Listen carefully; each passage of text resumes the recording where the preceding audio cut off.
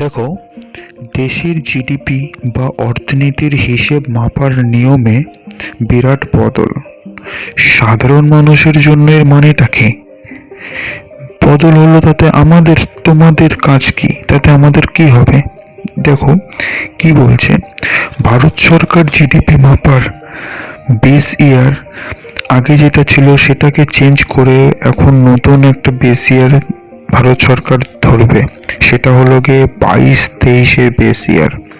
সহজ কথায় বলতে, এখন থেকে আমাদের অর্থনীতি কতটা এগোলো তা 2022-23 সালের সাথে তুলনা করে মাপা হবে। এতে 5টি বড় পরিবর্তন আসছে।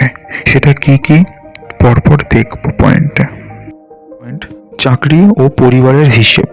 সাধারণ মানুষের চাকরি এবং পরিবারের রোজগারের আসল অবস্থা বুঝতে এখন থেকে প্রতি বছর হওয়া নতুন সার্ভেগুলোর ওপর বেশি জোর দেওয়া হবে।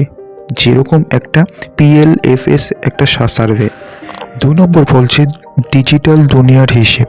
এবার থেকে শুধু খাতা কলমে নয়, অনলাইনে গাড়ি কেনা বা আমরা যে জিএসটি দিই, সেই রিয়েল টাইম ডিজিটাল ডেটা সরাসরি দেশের জিডিপিতে যোগ হবে।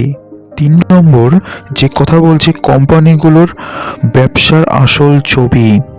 বড় বড় যে কোম্পানিগুলো আছে সেই কোম্পানিগুলো আসলে কতটা লাভ বা কতটা লোকসান করছে তার ফাঁকফোক বন্ধ করে একদম নিখুঁত রিপোর্ট তৈরি করতে হবে। তারা কোনো ফাঁকি ঝুঁকি মেরে ট্যাক্সের টাকা লুকাচ্ছে নাকি এই সমস্ত সম্পূর্ণ ভালো করে নজরদারি দেওয়া হবে। 4 নম্বর কৃষি ও নির্মাণ কাজে জোর। বলছে চাষবাস, মাছ ও পশুপালন বা বাড়ি তৈরির মতো কাজে পুরনো হিসেব বাতিল করে একদম লেটেস্ট হিসেব ধরা হবে। পুরনো হিসেব বাতিল, এখন নতুন হিসেব ধরা হবে। 5 নম্বর জিনিসপত্রের দাম বাড়ার আসল প্রভাব।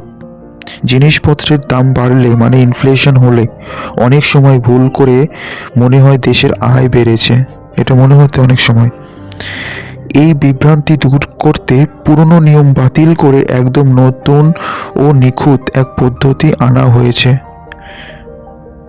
মানে আমরা মনে করি, ধরো বাজারে কোনো কিছুর দাম বাড়লো, তাহলে আমরা মনে করি যে ইনফ্লেশন বাড়ছে, মানে দেশের কাছে টাকা পয়সা বেশি যাচ্ছে, কারণ দাম বেশি বেশি টাকা নিচ্ছে। সেই ধারণাটা ভুল। সেটাকে